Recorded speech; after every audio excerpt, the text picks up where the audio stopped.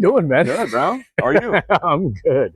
I am good. It's been a minute. Yeah, it has been a minute. Yeah. The last time you were on was I was in an apartment. Thanksgiving. You came over to our house. I came over to the house. I wasn't sure if I was gonna make it out alive. Yeah. Like, hey, come to this apartment. Yeah. Just knock on the door. No, I'm just kidding. No, it was fun. Super fun. Yeah, no, it was really fun having you on, and thank you again. Of course. For coming on that time. Please do. Anytime. And, that was yeah. fun. Have a good time. Yeah. You guys are doing a great job. Thank you. I appreciate that. Mm-hmm. I appreciate that. This is one of those things where we're finally getting an opportunity to kind of show some of the improvements that we've been trying to make with the show to be able to do more on-site things like this. You know, before, we had to have a mixer and all these other things, and it's like technology's gotten to a point where you should be able to just show up and shoot something, and we want to be able to do it. Yeah. Yeah, I mean, the quality's just evolved tremendously. And exactly. Thank you. Yeah, I mean, just, I follow you guys. Yeah. And it's so fun to see you guys even evolving on the way you guys handle the pacing of a show. Yeah. You look so much more comfortable. And you don't realize it until you see it, Until, yeah. Like, oh, no, it's great. And then you see it a few months later, go, oh, no, it gets better. Yeah. And you know what I mean? It really does. The moment you don't feel it, and then you start to see it evolve, and you're like, oh, dope. Yeah, no, it really does. It really does show through. So, I mean, even with this, we didn't even, talk about just getting started. Literally, I just came downstairs and bam, we're on it. But for everyone out there who hasn't been there in a while, this is Eddie, but I'd love for you to introduce yourself to everyone out there. Oh, man, this is the hardest thing for me to do. Really? Yes, I'm not. Because you try to be as humble as you can. I don't know. It's just who I am. I'm not. It's uncomfortable. No, I understand. Eddie Zamora. I am born and raised in Miami, Florida. I'm a transplant here in LA, and I have made LA my home. I am one of the hosts of a show called Countdown to Delicious. I also host a show called Kill the Bottle Podcast, which we'll be doing something fun with that. Yes, please. And I am also a premium rum ambassador for Bacardi, which is why I'm here hosting Colada Club tonight. Here at High Tide. I'm drinking a little coffee colada, Yeah, see, the coffee is where you lost me. Yeah. Really? You don't drink coffee? I don't drink coffee. Oh, but is it an adverse thing to caffeine, or is it's not the caffeine, it's the flavor. Oh, okay. It's just the flavor. And that's okay. I have don't like noticed matcha. I think matcha's disgusting. And honestly, matcha is really hard for me to stomach as well. Yeah, it really is. There's just certain things that you either like it or you don't. Mm-hmm. I even have an aversion to coconut flakes. But I love the flavor of coconut. I love coconut water. I love coconut everything.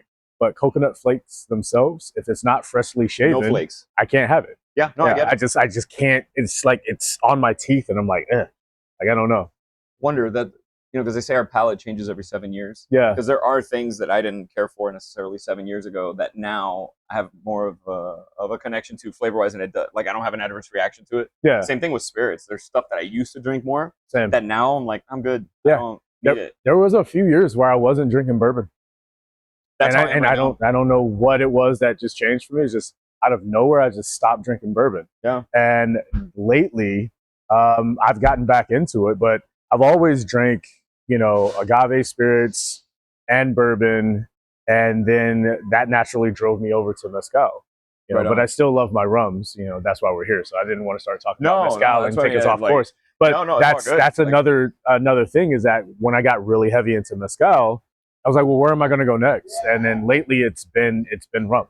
So well, I mean, I think it's kind of fun I call it sub the classics. In other words, your classic old fashioned. Well, let's try it with mezcal. Whether you're gonna like it or not, let's try it. Yeah. Your classic Negroni. All right, cool. Let's try it with mezcal instead of gin.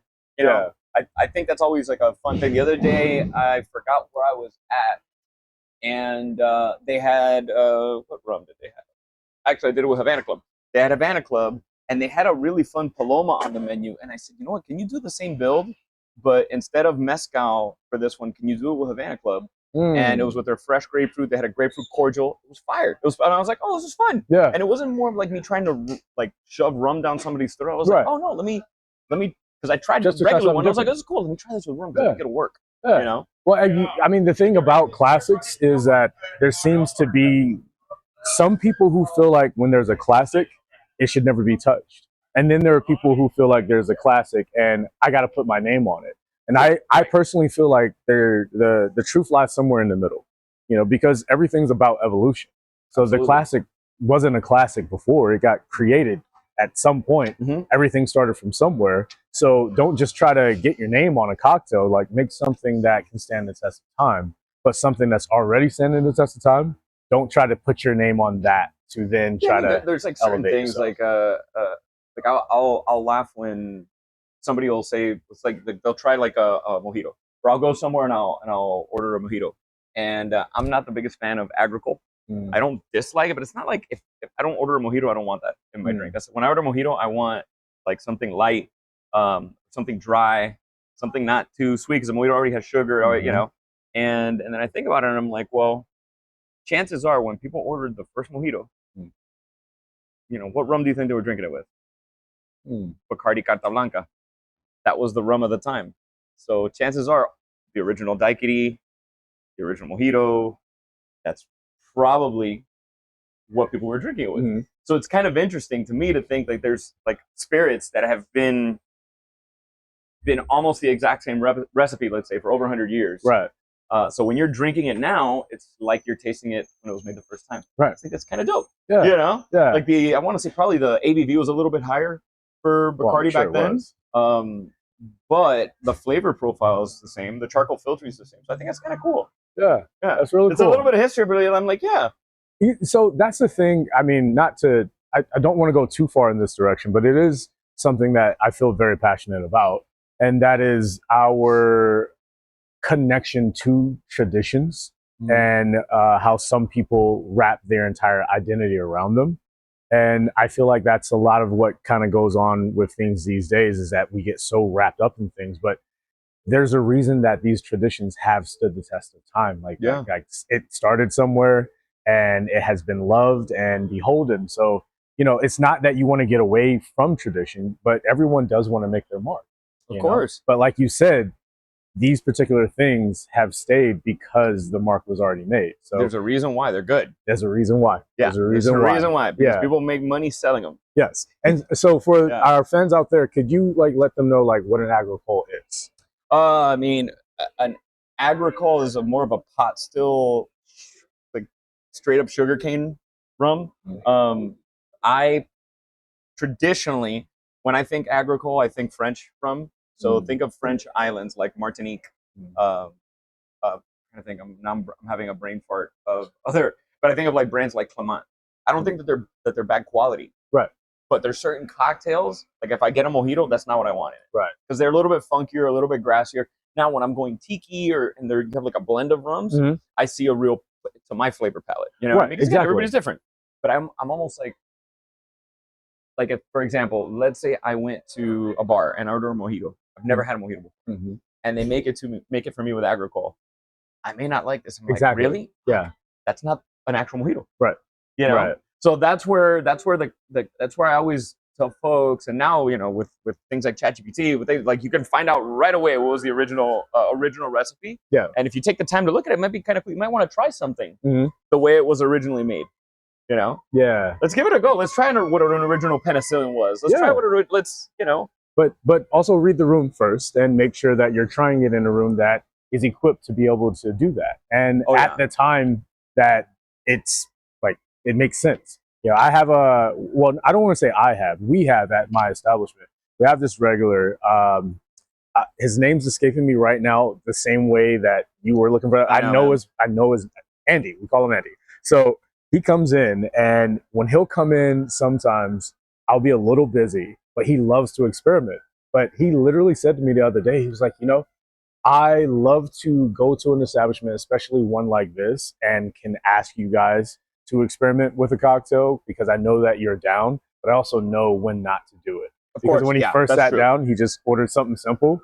And then as soon as the room calmed down, he's like, let's do something fun. And I was like, you know what? That's why I like you, man. That's why I like you. So, you know, it's not to say that you can't just make your own traditions. Like, read the room, read the recipe, read your history before you just start throwing things in a blender. Don't just sit down and look at a menu and say, I feel inspired today. But that's usually like my you know, I don't know about you, but I have like tester things though. There's certain dishes that I test restaurants on that are like my litmus test. Like if I go to a sports bar, your wings better be good. Yes. If I see octopus on a menu, the octopus better be fire. If not, I can't fuck with the rest of the meal. Yeah. That's like my litmus test. I want to make sure the octopus is done right. Whatever. I'm like that with cocktails. Like I love daiquiris. More specifically, I love Hemingway daiquiris. It's like not every place has fresh grapefruit, not every place has Luxardo. So obviously I can't get that everywhere. Right. But I'll be the first person like, hey, and I'll look on the menu first. I'll be like, is there anything that has grapefruit juice in it? And that's the key. Yes, something has grapefruit juice in it. Okay. Yeah. And then I'm like looking around the bar. I'm like, all right, cool. We got Luxardo, and then I'm like, come on, please, give me Havana. No, Bacardi Superior. Cool, I'm good. I know that like I checked all the boxes to hit that traditional, daiquiri. But my red flag is I've walked into places that I won't name, and I've ordered a daiquiri, and they'll tell me that they don't have a blender. Oh wow. Yeah. And I'm like, this is a rum, not here, but I'm like, this is a rum bar, correct? Yeah. And it's one of those where I'm like, no, I'm good. Just give me a rum and coke, please. I will, however, say this for some of my other bartenders out there. I am guilty of this as well. If a flavor is said before the word daiquiri, I will say I don't have a blender, because usually the person who says, "Can I get a strawberry daiquiri?" they're normally thinking Applebee's frozen first. So absolutely. If you're just asking for a daiquiri, absolutely. Yeah. But if you put any kind of fruit in front of it, I'm gonna tell you, just like McDonald's, the McFlurry machine is fucking broken, man. Dude. But then I'll tell you, so I normally like daiquiris served up in a coupe. That's like but I was down last week in San Diego. Wonderful place. I mean, it doesn't need my promotion, but it's the Lafayette Hotel. It's dope as shit. They're just like everything in that property. The bars are good. The food in the dine, everything's good. So we have a salsa Havana night at Lulu's, this big event space that they have. It's gorgeous.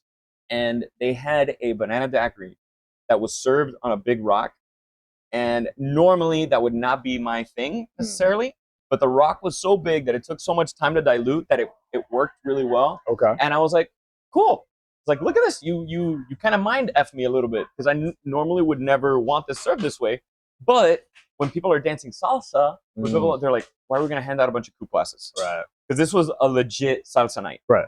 There were people that came out to dance. And I thought that was kind of brilliant. Yeah. They gave you an alternative. They gave it a piece of ice that was going to take a long time to dilute. Yes. So you could still get the flavors of this beautiful banana daiquiri. Right.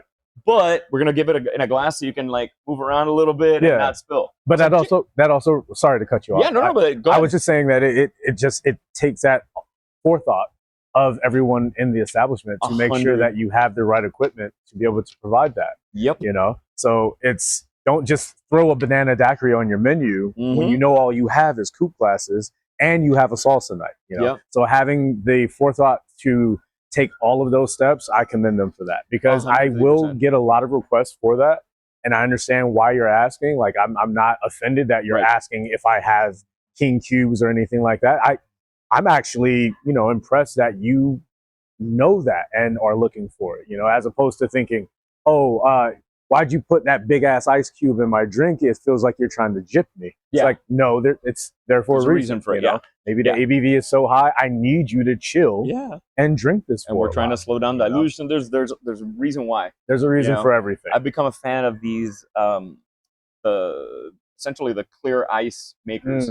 So I have a couple of trays. I have 2 ice sphere ones that do an amazing job, and then I have the ice, the big ice cube ones that do an amazing job. And I will sit there and I will make ice in my house like an idiot, and I don't give a shit. And now, like, I have a whole freezer I have a little bar in my garage, and my little fridge back there is full of clear ice in the freezer. I'm so happy. Yeah, I believe it. I can see it on your face. Oh yeah, I remember I walked in one time, like, I can't remember, is it Penny something, the ice company, and they make beautiful ice. Remember how much their ice costs? Yeah. I'm like, fuck no. Yeah. I had a whole conversation with Andy actually last week about Ghost Ice and how it's at an establishment across the street from us, and he's like, it was just a whole thing. But I wanted to also pivot while we were talking about preparation and forethought, and there's a reason for everything.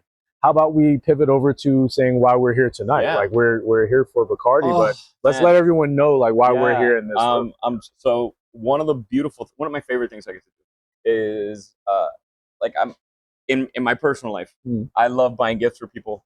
I'm that kind of person. I'm generous. That's my thing. I hate when people buy gifts for me, but I love buying gifts for people. And one of the beautiful things that I get to do is I get to go to a bar, and man, I'll see somebody having, like, you could tell they're having a rough day, and I get to surprise them with a cocktail.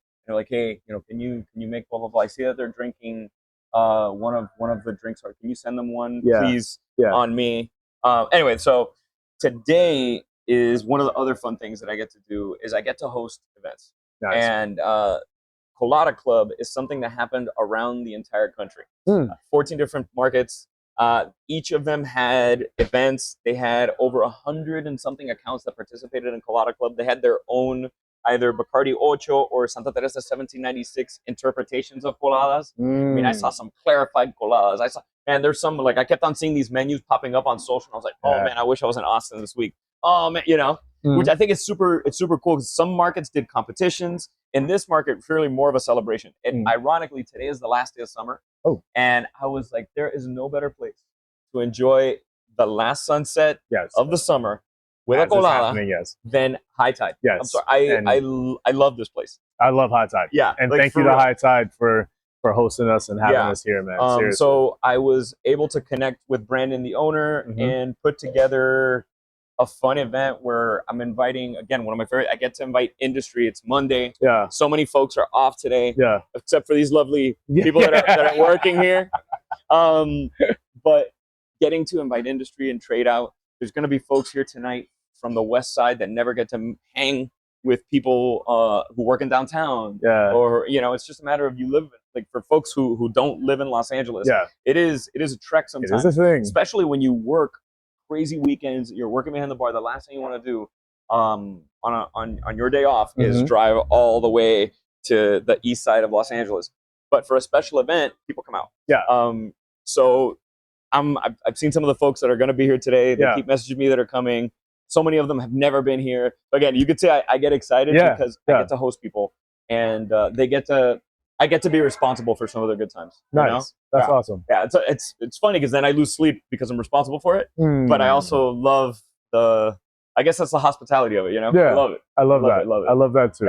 Yeah. Well, I mean, thank you for putting this type of event together. I mean, this is one of the things that I love to do. And for those who have been following the last few episodes, they understand that these are the things that we wish we could have done from the beginning, but it was all about establishing the foundation first of who we were and why we're here, and then figuring out a way to transport that to the location.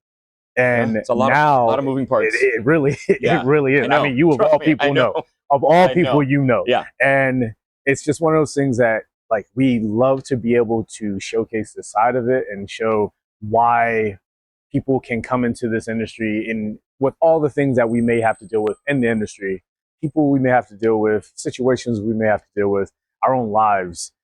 We will still drive across town or get on a bus or a train or whatever it is we have to do, get an Uber, fucking carpool to come to one of these events, because it is so beautiful to be able to come to one of these events with people who are like yourself, like-minded, who have a passion for what it is that we do. And I just want to say thank you for putting something like this together. I can't wait to see people when they walk in that haven't seen each other in a minute. Yeah. They go and they hug you. It's like it's or they didn't know that person was coming. Yes. Those are some of the best ones. That's why it's like I spend 5 days a week going from bar to bar to bar to bar to restaurant. Like, that's my life. Yeah. And today I get to take care of them. Yeah. And it's like, hosting is a thing. Yeah, I truly enjoy it. Is really a thing. Like, you're either built for it or you aren't. Yeah. Then there are varying levels to it. But when you see someone who really loves hosting and taking care of the people who are there at that event, it really shines through. Well, before we cut off, I mean, it also, I think, makes such a big difference when when you're planning something, let's say like this, and you can't do this all by yourself. Right. You have to find partners that excel at what they do. Yep. And also are passionate. And this is the perfect place. Like, I come here not worrying that something's not going to get done. Right. I come here not worrying that the drink is going to be offered. You know what I mean? It's just like, it's freeing. Cool. Yeah. It's freeing. It's very liberating, and it allows me to truly host. Yeah. Yeah. Well, I mean, there's no other way to sign off, because the way we always sign off is cheers to the staff, and you just summed that up so perfectly, because you know full well that everything's being taken care of. So to hosts like yourself and to everyone else that makes it possible. We will say cheers to the staff, guys. Cheers to the staff. Cheers, man. Thank you so much for coming on. My pleasure.